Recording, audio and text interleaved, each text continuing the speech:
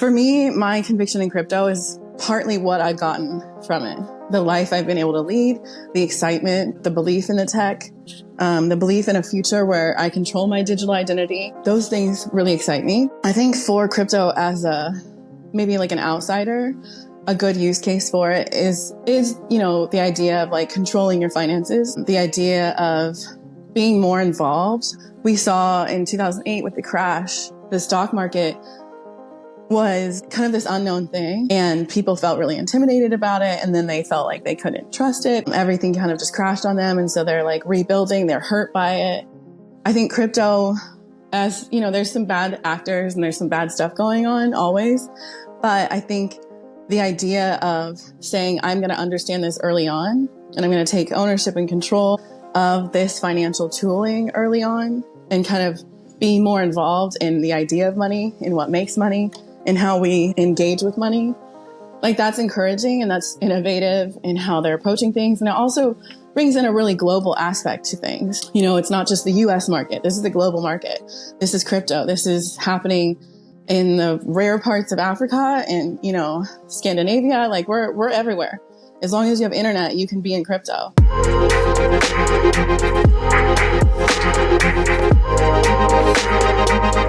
Hi, and welcome to the Anyas Crypto. Today's episode is from a few months ago, but it's still so relevant. This is a conversation with Laura Cole, a lawyer who's specializing in digital assets, and we get into how Laura got into crypto, why crypto matters, and why more women should be paying attention. We also explore some of these new opportunities that are emerging because, of course, the industry is new, so there's a lot more opportunities than in something that's been around for 100 years. So whether you're figuring out your next career move or you're just interested in crypto and want to learn more, this conversation is for you. Grab your favorite drink, get comfortable, and enjoy this conversation with Laura Cole. Hi, and welcome to the Anyas podcast. Today, I'm speaking with LC, Laura Cole. She is a successful lawyer and speaker. She is a Counsel and Director of Partnership at IBL Law. Her expertise is in digital asset law, emerging technologies, supporting startups. She is also a writer and a frequent speaker at conferences worldwide. Welcome, LC. Thank you so much for having me. I'm happy to be here. Yeah, first of all, if people maybe haven't even heard the term digital asset lawyer before, what is that? Well, basically, it's kind of all encompassing for anything in the DLT, the digital ledger technology space. So I just help crypto, blockchain, Web3, AI companies navigate the regulations, doing fundraising, anything that they could possibly need in the space. We'd help them navigate it because it is kind of a complex regulatory frontier and it's definitely, you know, an emerging field. So there's a lot to stay on top of and it can be really overwhelming, especially if you're a founder. So the best thing that we do is just kind of help founders build with like confidence and with the ability to feel like they have a great legal partner moving forward and falling in line with their risk appetite. Yeah, and this is a field that is just emerging and ever changing. So I'm sure you're super busy. The law is changing as well. So it must be super challenging as well. Yeah, it's definitely a lot to keep up with and it keeps you on your toes for sure, for sure. Yeah, you just came back from a big conference in Thailand. How was that? It was amazing. So I went to DevCon in Bangkok for a week. It was a great conference. I spoke at the Women's Hub and it was great energy. I mean, it's hard not to have good energy when the markets are up and you feel that bull coming in hot. So there was a lot of events, a lot of excitement. Everyone that's kind of been quiet for a while was definitely out and about, talking, excited, building. But then I did something really cool afterwards with Berachain. So after the conference, the opportunity for a subgroup of Berachain called the Bear Baddies went to a villa just outside of Bangkok. And we just lived and worked and lived large because we were in these like private villas. We were swimming every day, but it was just a community of builders in the space. So we were getting a lot done and it was kind of amazing. Nice. And for people that don't know what Berachain is, what is it? Berachain is another network out there. They're not mainnet yet, so TBD. Get excited for when they do launch. But I think you can follow them on socials. They're just building on blockchain, like a lot of companies out there, but they're doing it in like a really playful, really fun way. Yeah. And really, that is the main theme of crypto and blockchain is really that it's built by communities. So it's not like a traditional company most of the time where you have a CEO that calls all the shots, but it's more a community building from the ground up rather from top to bottom. So yeah, For sure. that is exciting. So there's a lot of opportunity in this space. But before we really get into it, I just want to backtrack for a second, just ask you, how did you even get started with law? And is there anything in your personality that drew you that direction? Yeah, definitely. So I was actually born and raised on an incredibly small farm in central Indiana, and I was not a farmer on any level. I really disliked it. It was so much hard work. I always tell people that I took the easy path and went to law school because nothing is harder than being a farmer. And I stand by that to this day. It's still just the hardest because every single one of my family members is either on or near the farm to this day, except for me.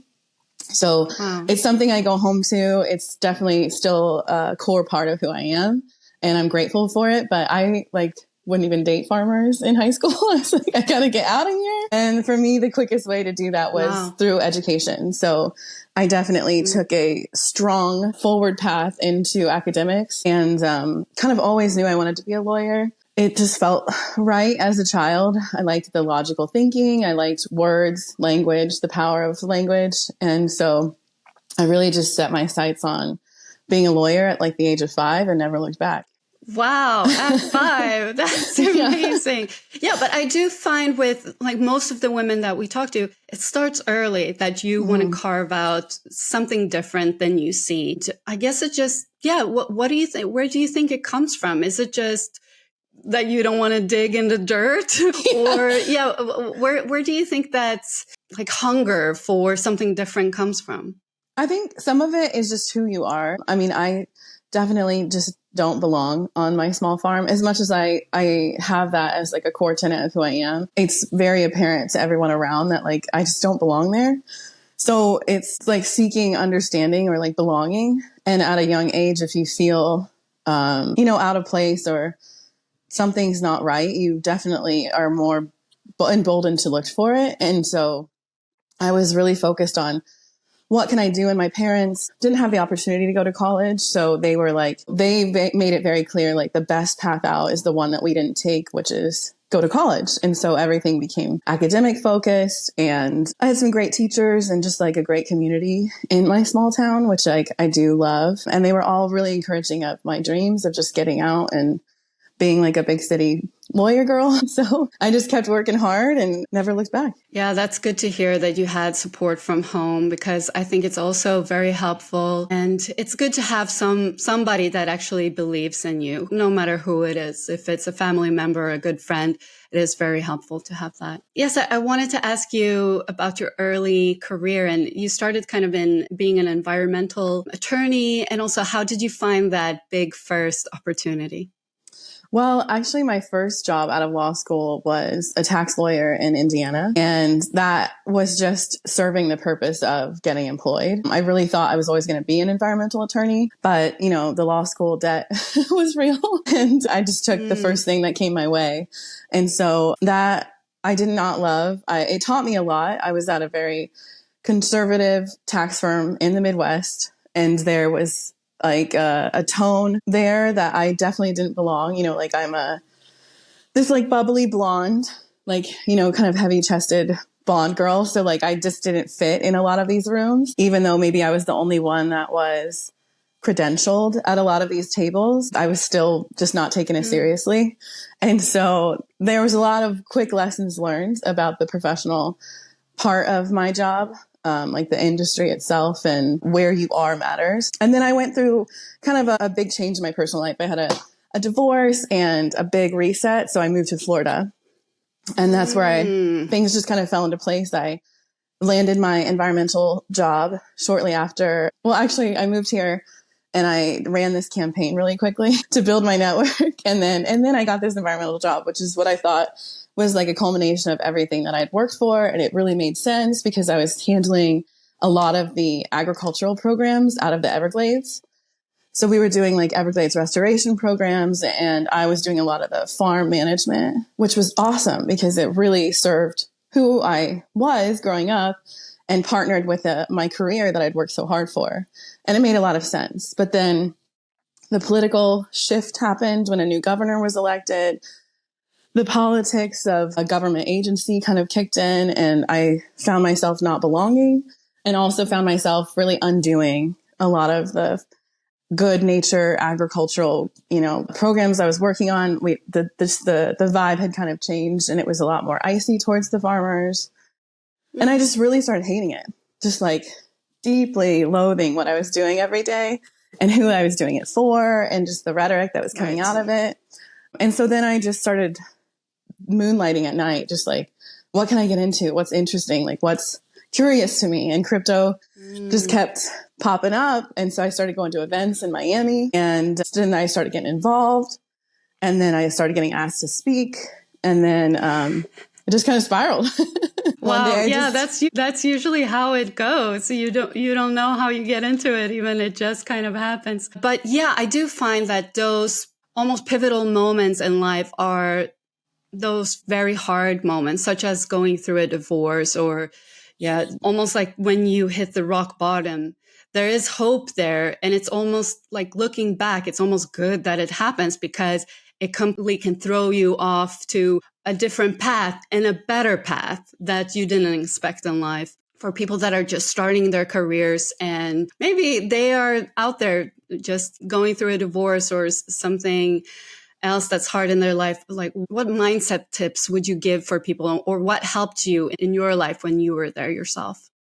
Well, I think for me, it was a big move to move across the country. That was like, it was reckless, but it wasn't at the same time, because I'm a big proponent of like moving, just making moves, because you can always get back to where you were because you found your way there. So it's like refinding somewhere that you've already been is never as hard as like getting somewhere. But even if you don't know where you're trying to head, just keep the momentum, keep the movement, because the worst thing you can do is stop you. It's like a muscle. If you stop working out, it becomes that much harder to like work out again. So the more you kind of shrink and like stop moving and kind of get settled into something that's not for you, the quicker you're just going to have muscle atrophy, and you're going to be stuck, and it's going to be 10 times harder to get out. So like sometimes if you blow something up, or even if like you're in some rhythm and you're stuck in that rhythm, like breaking that dance or like just crumbling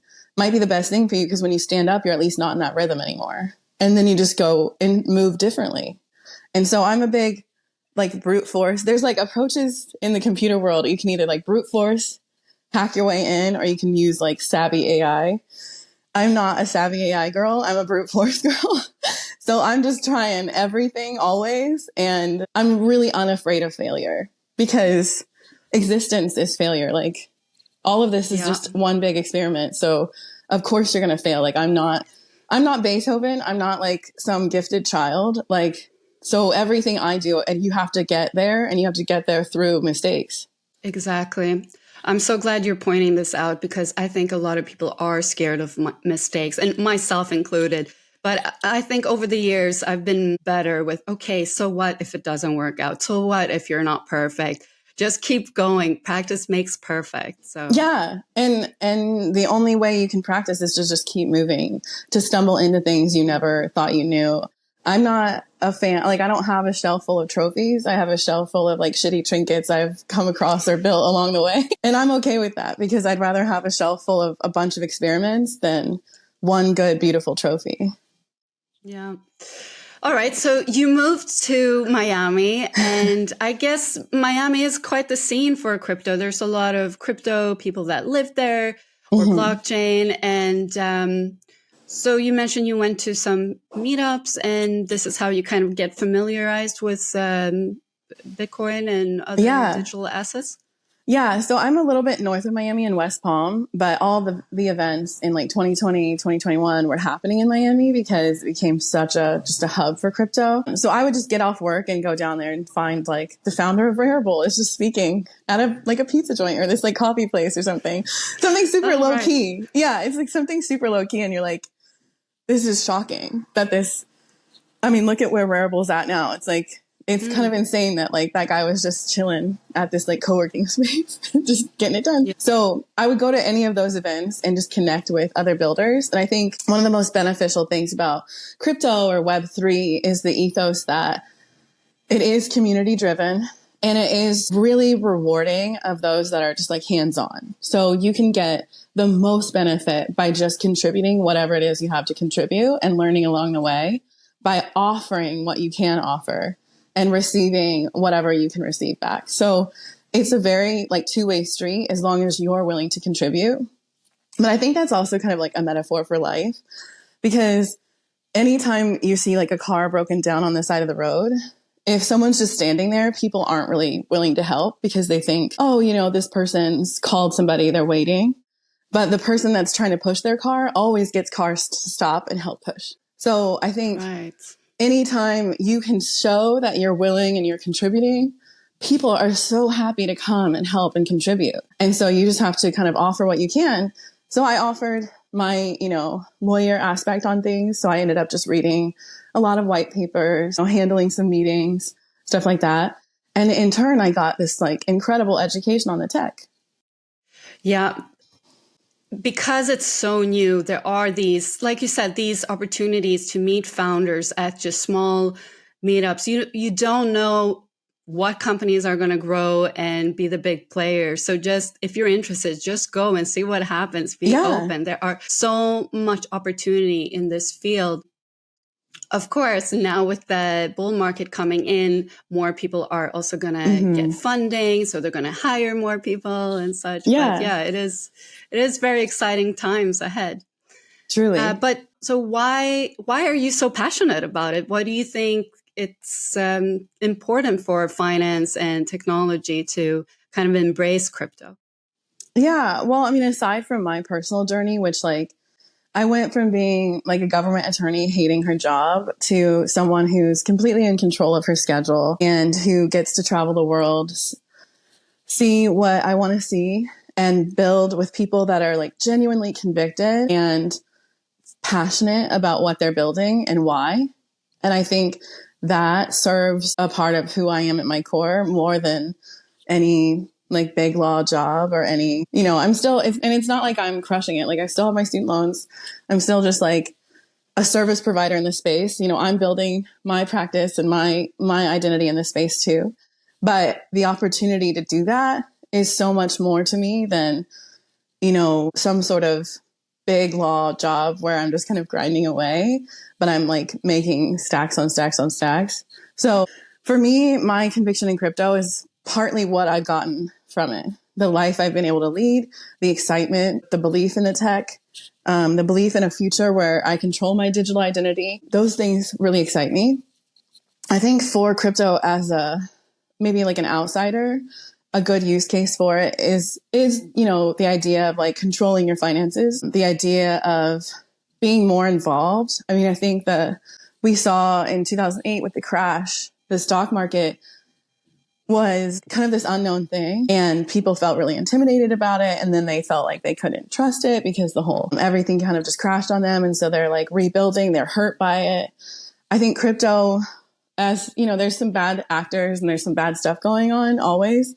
But I think the idea of saying, I'm going to understand this early on and I'm going to take ownership and control of this financial tooling early on and kind of be more involved in the idea of money, in what makes money, and how we engage with money. Like that's encouraging and that's innovative in how they're approaching things. And it also brings in a really global aspect to things. It's not just the US market. This is the global market. This is crypto. This is happening in the rare parts of Africa and, Scandinavia. Like we're everywhere.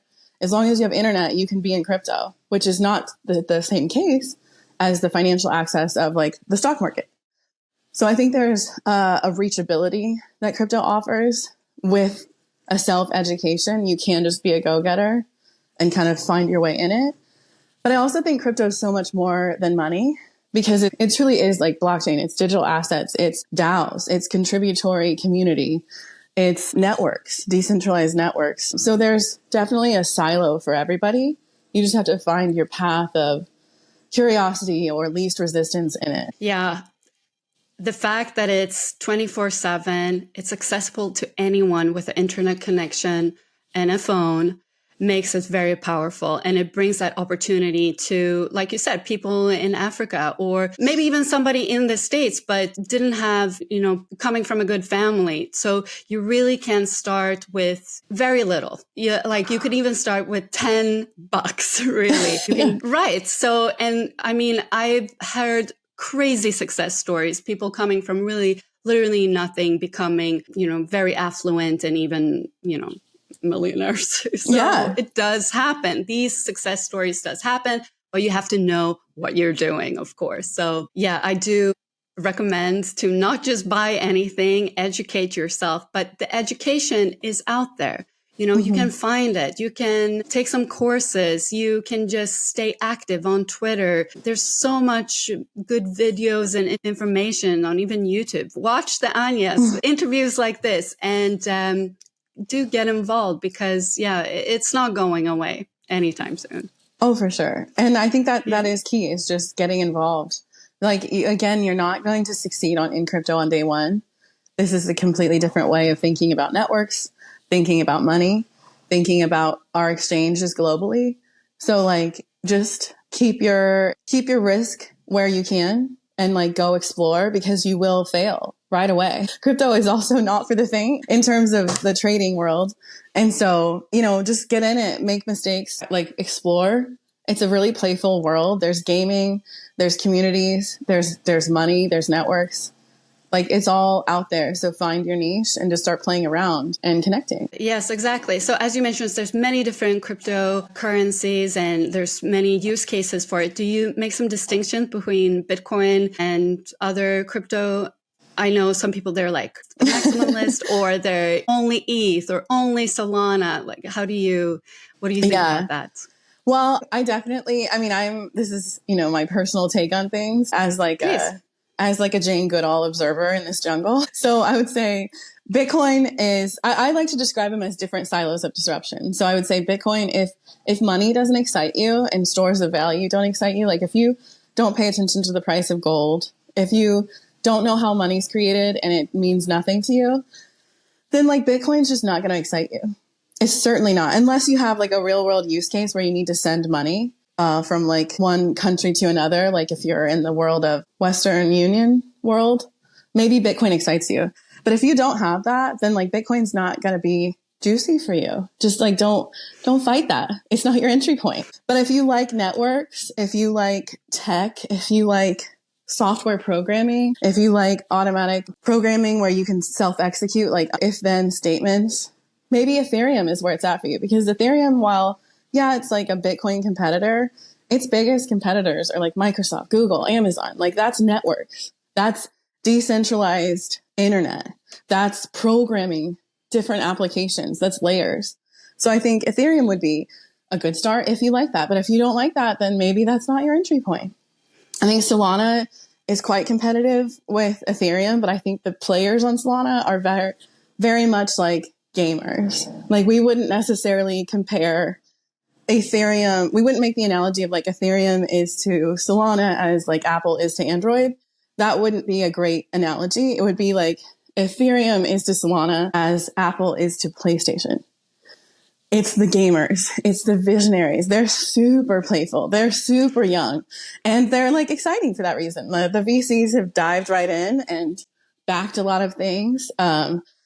Play to earn is definitely a strong concept in the Solana ecosystem. And I think that could be very much where the future of the internet is, right? Like everything is transactional. Like I use this app, so I earn in this app kind of thing. As far as the other networks, we've got payment rails that just solve really eloquent solutions in the payment world. That's your XRP and Stellars. Great payment rails solving global problems, real like classic issues to solve. So it might be something you use, but not something you're like excited about. And then if none of those excite you, there's always DAOs, which are just like a new way to collectively work towards something. And I think that's a great entry point because everyone's got something they feel passionate about. And I can almost promise you there's a DAO for you regarding that subject. So basically a DAO is when you hold that crypto, you can then you get access to voting on specific things, like where if something should be built on that network or where the money should go. And yeah, it's a way to kind of engage with decision process. Yeah, it's governance, or it's you can put up a bounty in the DAO and then you'll earn that token because you're solving a problem that bounty asks you to solve. Exactly.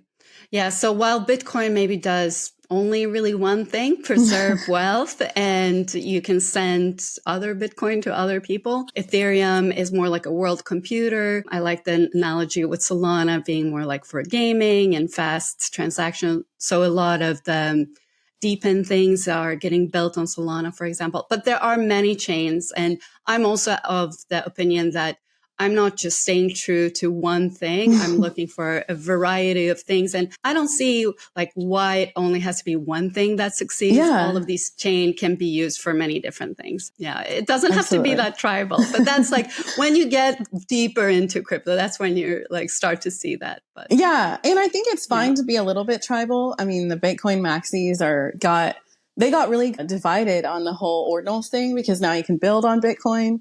But it's like, does this make sense? Is this draining the network? So there was a fractionalization within the Bitcoin community on where you stood.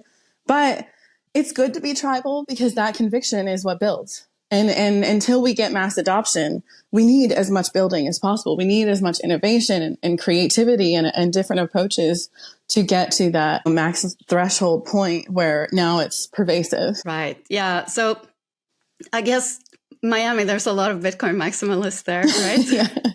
Yeah, they were here. I feel like Miami got a big influx and now people are taking their crypto and going back to New York or California or just globally. It doesn't seem to be as popular as it was at one point, but I also just think that's kind of Miami as a vibe. It's very transitory. I see. Hi friends, are you ready to unlock opportunities in crypto and understand Web3? Whether you're an absolute beginner or someone looking to level up your skills, our course, Blockchain and Web3 Pro, From Beginner to Expert, is for you. Lindsay and I have been in crypto since 2017. We've worked in marketing, business development, investor relations, and media.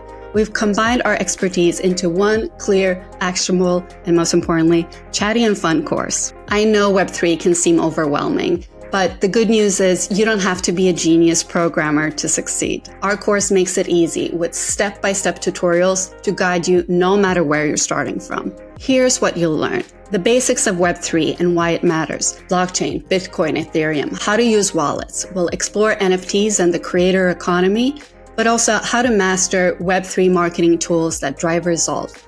We'll also get into advanced topics such as DeFi, Deepen, and all the innovations that basically matter. This course is perfect for marketers, project and community managers that want to break into crypto and get a job, for brands and influencers that want to incorporate Web3 into their business, but it's also for anyone exploring Web3 for the first time, how to tap into these incredible opportunities and make informed decisions. 2025 is the year of Web3. Don't miss out. Sign up today. So if we talk a little bit about regulations, so it's been pretty tough for crypto the last few years in the States because we had figures such as Gary Gensler at the SEC, which basically sued everyone left and right and center. And what are some of the biggest challenges that you had over the last few years when it comes to crypto startups? Yeah, I mean, the regulatory landscape was complicated. It wasn't completely unknown. So we created systems that we thought were risk appropriate, I guess. And, we helped companies get listed. It was challenging to kind of keep up with the whiplash of the SEC. But we had Hester Peirce on the commission as well, and she was definitely a huge proponent of the crypto world. I hope she gets to stick around in this new administration because she's a very rational approach to crypto, and we're grateful for all that she has done for crypto. Gary definitely had confusing. He was gaslighting us in a lot of ways, and it was really frustrating. There were some heartbreaking decisions.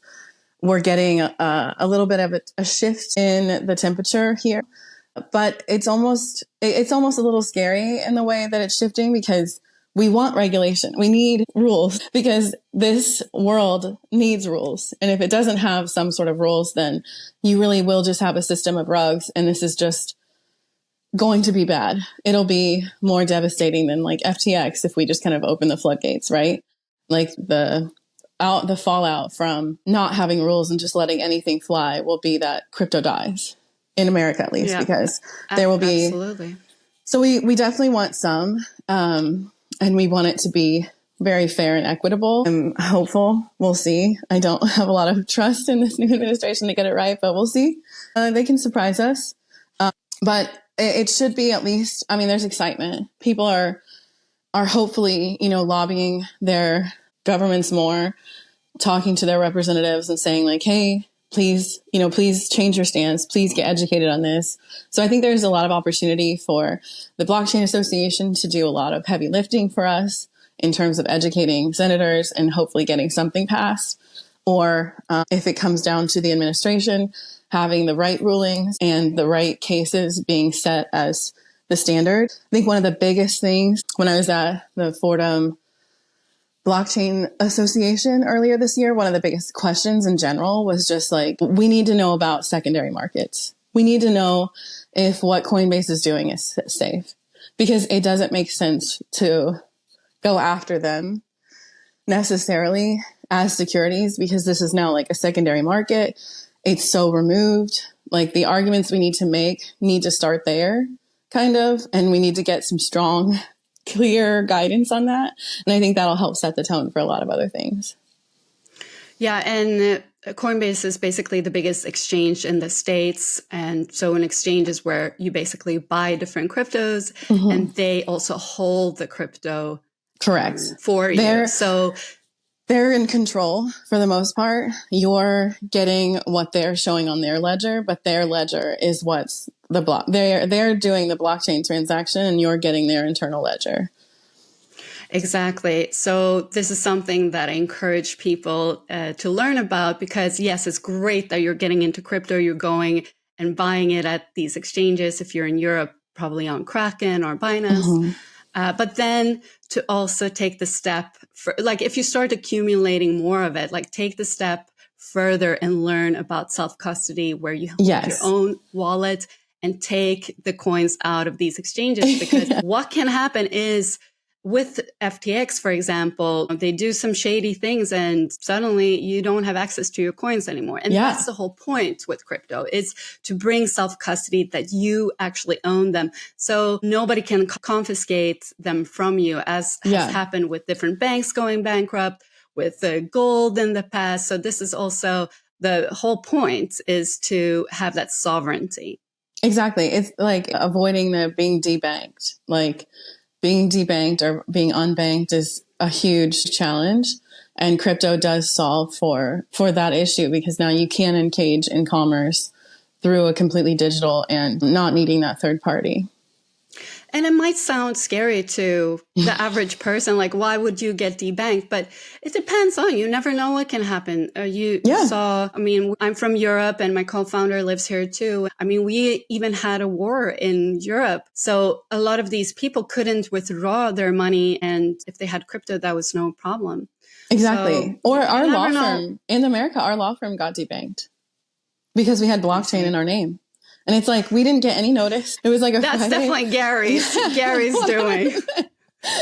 It was like a Friday at 4 p.m. and there's just like no way to recover from that. And so it was mass chaos until, it was horrendous. And it was all because we had blockchain in our name. And it's like, we are not switching crypto to cash into this bank account. Like, you literally just dinged us for having blockchain in our name. Wow. Yeah. So what are some of the regulations that you would like to see happen over the next year? I would like to see a clear statement that secondary exchanges are acceptable under, X, Y, and Z. I would like to just see clear rules on secondary, how to get listed on secondary, what makes it acceptable, and that secondary exchanges are permissible in a very clear way. That would be like my number one priority. It'd be great if we could define digital assets somewhere in our regulations in a way that makes them not securities, but still have rules to comply with. such that if you're doing fundraising, like a SAFT, which is a simple agreement for future tokens, you have clear guidelines for that, but they aren't so strict as to make you think, oh, I'm an unregistered security. Yeah, that kind of thing. That's the biggest issue now, that people are kind of scared to get into it because they don't want to get sued for being a security and do token offerings. 100%. And there's definitely ways around that, right? You can go offshore, but the offshore aspect of things is more expensive than one would like, because I can set up an individual fund offshore in like BVI for less than 10K. But the moment you're a company that's launching a token, that's, more like 100K to get your Cayman, BVI, Delaware, all the agreements, all the proper setups done. Like, that's a price point that a startup just doesn't have unless they have an angel or a huge VC involved. So it's like, if we can get clear guidance, we will be bringing business to America. And they need to get on that, because we are losing globally. We're losing companies. So I'm in Lisbon, and it's a bit of a hub here in Europe because the regulations are pretty favorable. And there's a lot of Americans here for that very reason, because they work in crypto. So instead of the States, they decided to be based here, or they're just co-working, or they're living here and like working for an American company that's basically in the Caymans and such. Yeah. And it's maybe they want to be here, but it would be nice if they also could be in the States, of course, because there's so much opportunity in this. Why not have clear rules where we can know what to do and what to not do? It's actually worse not having any rules at all, as you're saying, because that's when bad things can actually happen. Yeah. Well, it's funny because I was at ETH Milan last year, not this November, but the November before. And MiCA had just really gotten into play, which is the EU regulations. And so I was on a panel, and it was like all international attorneys, and I was like the US representative. And so I'm like, oh, it's so nice to have MiCA, because now you have a starting point. And all the European lawyers are like, yeah, but MiCA sucks in all these ways. It's like, there's no good solution, because MiCA does create like a price, like a kind of, again, a price threshold where it's like, are you really, like, you're kind of squeezing out this like small guy. But if you're a bigger company, then it's like, okay, great, these are rules to comply with. But if you're smaller, then it's like, you can't even start building. And that's where the lawyers were on the MiCA side were like, yeah, but it's terrible. And I was like, at least you have something. Right. Yeah. We'll see what happens over the next year or so. So far in Lisbon or in Portugal, it's pretty good, but the rest of Europe needs to. Yeah.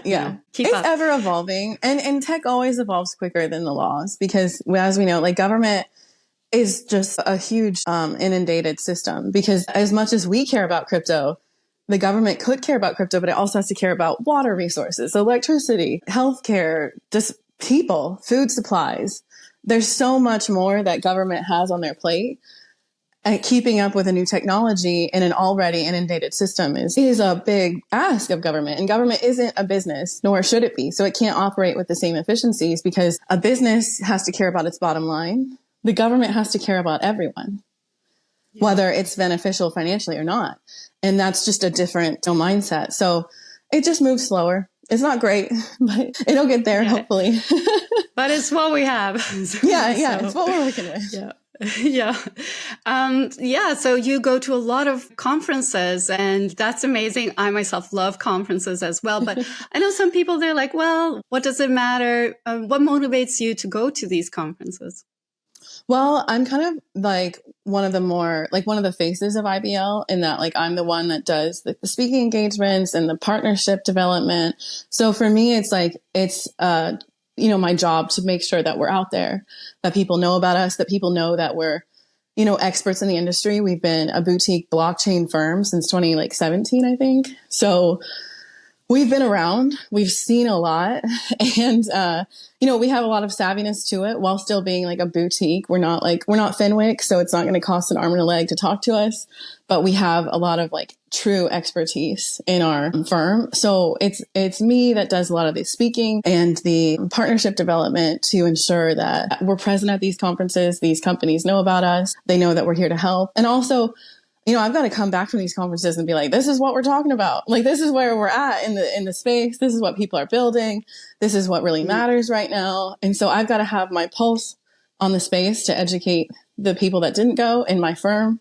And then from my firm's perspective, we've got to be out there letting people know we exist. So for me, it's a great balance because I like it. I like to see all these countries and like, I'm definitely an extrovert. So for me, it's like, this is a natural role that I fell into where I'm just talking to people about what they're doing, letting them know how we can help, and then letting my colleagues know what is and isn't popular right now. Yes. How do you prepare for these talks or speeches, and how do you connect with your audience? I mean, myself, I've really had to brainwash myself into standing on stage. Even though I'm an extrovert myself, it's taken a bit to get there. But how do you connect with your audience, or how do you prepare for a talk? Well, I talk about this stuff every day. So for me, the preparation is like, I'm in it talking. Either I'm talking one-on-one and I'm like, that's how I stay on top of it. And then I get to share it with a broader audience when I'm on stage. So it's just staying on top of these conversations and then bringing like a fresh take. I try and be very adaptive on a stage because you don't want to lose your audience. And also you don't want to just be one of those panels that drums on and you're like shilling, especially because like I'm shilling a law firm. There's no need to shill. Like you either need legal services or not. This isn't some fresh take. This is like, you either need me or you don't. And you're here to understand why you need me. It's like, for me, it's like a vibe check because you need a lawyer. So what kind of lawyer are you going to hire? You're going to hire someone that speaks to you, that speaks down to you, that calls you crazy, that says no all the time. Like, you need to find a way to connect. So my goal is to get on stage and be like, it's not the worst thing ever to talk to a lawyer because I'm a lawyer and I'm talking to you and it's not horrific, but it can be. It totally can be. Like there was one panel where it was like all four of us were attorneys and like halfway through the panel in my head, I was like, yeah, I get why people hate us. Like this is a horrible panel. Everyone's just kind of like leaving. They got so deep into this like conversation about really technical aspects of the law that like no one, like a client doesn't need to know. Like that's why they're paying us, right? Like we don't need to bring them into that side of things because like they don't have time. You're fighting for your life when you're a founder. You don't have time to know the nuances when you're like, that's what you're paying me for. If you want to know the nuances, wait to read it in my paper. Or if it really matters to you, you'll ask me. But you don't need me wasting time, anyone's time, explaining these like really like nuanced kind of arbitrary, ultimately aspects of things. And that's what these attorneys are doing on this stage. And I was like, yeah, I totally get why people really hate talking to us. This is horrific. No, not at all. But it can be reachable. I would hire you in a heartbeat. So I try to be reachable, but I can understand why some people think it's not their favorite time talking to lawyers. So if we go back to your career, did you have any mentors or did you have any female mentors in your life that's helped you with your career as a lawyer? I haven't had very many mentors. I had one that I stumbled across just like in a Starbucks in South Florida. And he ended up being like incredibly helpful in terms of just like mentorship in my career and in life and just wildly encouraging. I would say, my mom is probably just a mentor in life because she's just been a really great source of, I would say like stern encouragement. She's very like, she will say something that will like crush you, but then she'll follow up with like, but I'm your biggest fan. So it's like, she's not afraid to be critical, or like just a good balance, like a good, like, hey, this might be out there, but like, I'm rooting for you if that's where you go. So I think having a mother like that has been incredibly helpful because I never question her in her support for me. But like, I definitely get a good balance. Like, she's not someone who's just like, oh, it's great. Go for it. It's great. Yeah. She's not afraid to share where there's problems. So it's that brutal honesty that can be a bit hurtful sometimes, but. Well, yeah. And I think when people focus on brutal honesty, they tend to emphasize the brutality, but like honesty doesn't have to be brutal. And so I think like honesty is just what it is. There's no way to couch it. So she'll just kind of say it like it is and let me pick it up or leave it. There's no forcing her honesty onto me. She's just like, hey, this is my take. And there's no hard feelings if I don't agree with her take or if I do. It's just like, okay, well, that's some good feedback. And I really appreciate that. Yeah, that's a good way of living, to speak the truth and then you don't have to say it in a rude way. You can just say it even in a nice way. Yeah. So, yeah. For sure. And you yourself, you're a mentor as well at the Stanford AI and Web3 Research Lab Association. Can you tell me a bit about that? Yeah, so I end up doing this for, I think, Stanford, Hypernest, and a couple other entities that are just starting. And I basically just do like a more curated panel where I talk about what startup and like the points of friction that a startup might see right away, either whether it's specifically to crypto or just like, hey, you need a founder's agreement. Like, what are you doing? Like, just get some stuff on paper, guys. And so I'll give some like good high level, just like 101 on how to be the legal stuff you need for a business. I'll dive into some crypto aspects either at a global scale or just US focused. And then I'll do like office hours where if you need to, you can just schedule time with me and I can give you like a half hour of like, oh yeah, this is a problem, or you can probably handle this yourself. What do you see? Like, what are the ratio there with men and women? Are there some females that you mentor? I would love to see more female companies coming out of these accelerators, I guess. I would love to see more. I definitely, like for the Women's Hub, I was open to office hours. I feel like the women don't take me up on it like the guys will. But guys are just used to taking. No shade. But guys are just kind of used to taking. They don't think twice about it. They're like, well, let's just talk to this lawyer. And then they'll go call another lawyer and talk to like 100 until maybe they piecemeal together what they think is right and then just run with it. Whereas like a woman will be a lot more cautious and just talk to one. And then like she'll be like working really closely with that one and just going above and beyond, which is great to be cautious. But I think we could all take a note from their playbook of just like, let me just do what I think is right and run with it. I mean, right.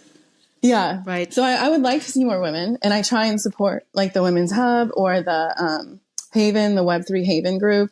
You know, I'm active in the Bear Baddies. That was all women. Boys Club. That's actually all women. Well, I mean, it's not all women, but it's about women. And then SheFi, you know, I try to be as available to these networks as much as possible. I just feel like they don't take me up on it as much as they possibly could. Whereas these like accelerator boys, they'll slide into your DMs and be like, can we talk? Yes, I definitely take her up on this and reach out to Elsie if you need some advice, or if you're just curious, you know, just take the chance, slide into the DMs. Anything. Yeah, no, I think it's important to have these kind of female groups because it has something to do with just supporting each other. And maybe some people think, oh, it's a little bit silly or whatever. But I find it nice to just connect with other females that are interested in the same things. And yeah, just to have some friendly chit chats about what's going on is also gives me some reassurance that I'm on the right track. And so Absolutely. I do. So we also are working on a course this last 6 months, where we've really developed something that's going to take anyone from zero to experts at this point where you're listening to this. It's probably going to be out already. We're very excited. And it's also specifically for females. And you can think of, oh, that's a little bit weird. Why is it only for females? But I do think that we're explaining it in a chatty and fun way. So it's not like very dry. And we have some analogies that maybe work better for a woman than a man. Absolutely. And so that's why we decided to just like focus on women. And also I'm a woman, Lindsay's a woman. So it just makes sense. I completely support that. And I'm happy to support and encourage you guys however I can. But I completely agree that how you explain something, and in like a male dominated field, like you have to explain it like a female would get it or would be interested in it, because the way guys are talking, it's just another language. But that doesn't mean that like women don't belong in this space or this tech doesn't make sense to them. It just doesn't make sense to them in that verbiage or in that language, because they don't speak that language. They speak our language. And I say like a good analogy for this is I did like a poker lesson for women, because my biggest thing is I don't want women to ever sit down at a poker table and feel intimidated by a table full of dudes. Like that's my that's my biggest pet peeve. Like, don't be intimidated by any table full of dudes, especially a poker table. So when I explain poker to women, I explain it like a woman would think about poker, which is still very successful. Like women are successful in poker, but they just have to think about it differently and like learn it differently, because we just approach things differently. Absolutely. So we also need more like more typical female roles in crypto and blockchain. So if you're in marketing, if you're business development, if you're in like a community manager or a project manager, like those roles are also very available right now. So yeah, if you have those skills, come on over, because we need more women. And we need more people in general, actually. So Yeah. come on over. Yeah, this is the time to do it. Don't be afraid. But it seems like you're a very busy person. So how do you manage that work-life balance? I would say it's more like work-life integration, where it's just like ever present, because, you know, I'm building my name. I'm at a firm, but I'm also like LC lawyer, crypto lawyer, you know. So I'm trying to build my legacy, mark my territory as the expert in my field and my niche area, so that people really default to me when they're talking about these major things. So, you know, I'm ever present working. Like, I'm thinking about it. If I'm not working, I'm thinking about it. I know what I need to do. I know what I'm behind on. I'm stressed about that. So I'm in founder mode too, emotionally, just not like, you know, I don't have VCs breathing down my neck. I'm not a traditional company. So it's a little different, but I'm like emotionally in founder mode. So it's just kind of nonstop, which is why I'm always on the road. You know, I'm going from conference to conference. I'm taking notes. Like, anyone can share anything with me. I love, like, it's just me managing myself, basically. So like, I need new management tips are welcome. So I just kind of stay in founder mode, which can be really exhausting. Like, usually when I get back from these conferences, I just spend like 24 hours unconscious. And that's like my favorite thing to do. I'll sleep for like 14 hours, and then I'll get up for like 5 and just move to my couch, and then I'll just go back to bed. But you just like, if you give it all, it's like, and then you do the travel. When you get back, you gotta recover. No, some of these conferences are 3 days. It's back to back with jet lag, and it's exciting. I love it, but it is, it takes a lot. It's a grind. So. It's certainly a grind, but I love it, and I'm grateful for it. I've seen more countries now than I ever thought I would, and I'm going to continue that. So no regrets, but it's definitely, I don't necessarily think I'm the pillar of work-life balance. I'm fighting for my life every day. God. And I'm keeping it like, I mean, it's going. It's like, some days you're crushing it. Like, during the Olympics, this one athlete came out and said, like, anytime you're doing anything hard, it's the rule of threes. So like, there are some days when you're going to be like, I'm on top of the world. And then about a third of the time, you're going to be very neutral. And then a third of the time, you're going to be just in the dark of it. And as long as you can keep that ratio, like third, a third, a third, you're probably doing it right. You're probably making enough progress that the tension's there. And you're probably trying enough stuff that you have days that you fail. But if you have more failure days, maybe you're trying too much. If you have too many success days, maybe you're not pushing yourself too hard. If it's all neutral, then like maybe you're not engaged like you should be. So I think that rule of thirds is something that like really works for me. And I try and really lean on my personal network for that. So when I have a great day, I make sure to type it out. Like, I did it. Like someone defaulted to me as an expert in this field. It wasn't questioned. I crushed on this meeting. I knew exactly what I was talking about. And like, I was on top of it and I felt great. So I'll type that out and send it to a friend. And then I'll say, on my next dark day, please circle back to this one. And then when I do have a dark day where I'm like, I really messed that up. Like, I was out of my element, out of my depth of knowledge. And like, I didn't even see that coming.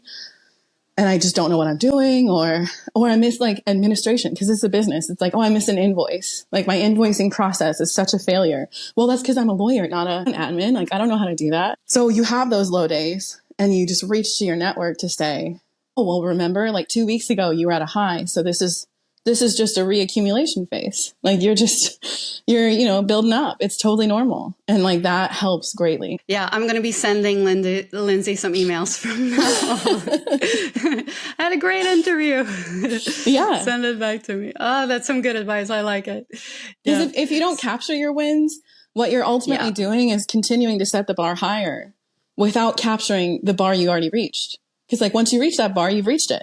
So instead of saying you've reached it, you're just moving it without capturing it. And you've got to capture that, or else you just think, especially as women, we're like, oh, well, we could be more perfect. And it's like, no, acknowledge you're building. Like, these are blocks you're building, not like a moving bar. It's blocks you're building. What are some of those successes that you've had in your career, do you see, that you've built upon? Well, last year or this past year, I got on like a top 100 women in crypto recognition, which felt really great. It was like Crypto Insight. I'll send the link. It's on my Insta. So that felt really great to be like acknowledged, where I didn't put myself up for it and like no one knows. I just got like observed.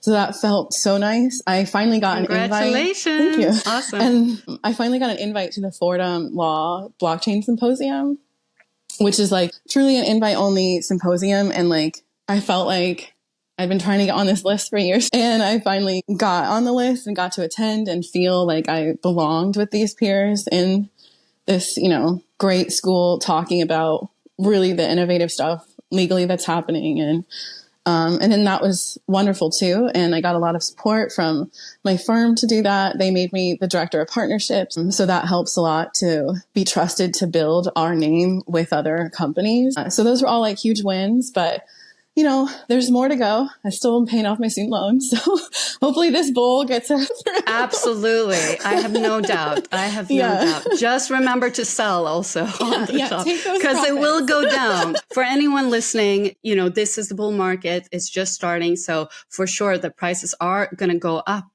but they also come down. So either hold for 4 years, which is like a long-term strategy, because that's a mistake that I see, that people come in the bull market, they put in some money, and then if they're unexperienced, the crypto, it goes down and they lose a lot of money. But if you do some research, you put it into those top, not financial advice, but do your own research. But if you put it on in these like well-known tokens, they're more of there's more of a chance of them actually continuing for over 3 years or so. While if you're putting it into something new, it might do enormously well and very good, but there's also a higher risk, of course. So being mindful of it, that it goes up, but it goes down as well. So, and that's really, we're talking about, and we're talking about like the Bitcoins, the Ethereums, like the traditional tokens and altcoins that have been building, real companies that are building. We're not talking about meme tokens here. The meme game is a casino. You walk into a casino, you treat it like a casino. You either have fun like a casino or your feelings get hurt like a casino, but memes are absolutely a casino. Treat it as such. Absolutely. Coming to an end here, I just wanted to ask you, how do you define success? Like, do you feel successful, and what exactly does success mean to you?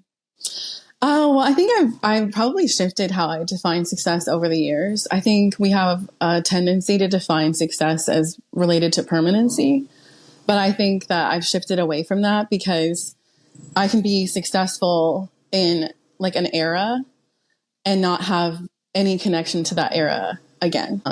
Just because I got divorced doesn't mean that the relationship wasn't successful. It means that we reached a finality that we could either tear down what we built, like getting bitter and angry, or we could just say this was beautiful and walk away on a different path. And so I think a lot of times that can translate to like the business world. Are we really going to say that Blockbuster and BlackBerry aren't successful? They were wildly successful. They changed a lot in industry, but just because they don't exist we tend to like discount what they offered or the lessons you can learn. So for me, I've gone away from permanency, from success as a relation to success. And I've just gone towards curiosity and, learning. Like if you can learn something, if you can learn more than you can get damaged by it, then that's a success. Right. So if your curiosity or like education in something outweighs its like burden to you or its detraction from you, then that's probably a success. And the closer, the further apart you can get that ratio, the stronger a success it is. And I also think success is just continuation too. Like it's not permanency, but it's the continual movement. When we really start to fail at something is when we get entrenched, because just like in life, if you're not moving, if you get stuck in a time freeze where you can't make a decision one way or another, you can't move forward, but you're not, for some reason you can't exit either. Like you're in a trap, and that's where you are losing oxygen, you're losing movement, you're losing passion, you're losing who you are. And that's like, that for me is like toxin, right? Like you cannot build, you cannot grow. that's not success. That's the antithesis of success. Even if you're failing in something, like as long as you're moving through it, you can come out the other end and have a huge growth from it because you're moving. You just have to be, you can't be frozen by perfection. You can't be frozen by inaction, because that's the true loss of success, is frozen in inaction. Nice. In my definition. It's a nice definition. Mm-hmm. Yeah. And also just doing things that you love. That is definitely part of success. Or following your curiosity. For me, I think I'm a really curious person. And so anything that gets me asking questions gets me engaged. And my engagement is what drives a lot of things. If I'm not engaged, then I'm like, you know, a zombie. I'm just filling out stuff. But if I like am truly curious, I'm like, ooh, like, I don't even care if I'm wrong here. I just got to get some answers. Yes. For any female founders that are just starting, do you have any words of advice? I mean, there was some good advice right there, but is there anything else that comes to mind, like for those that are just starting their careers? Yeah. I mean, look, women are always very risk appropriate.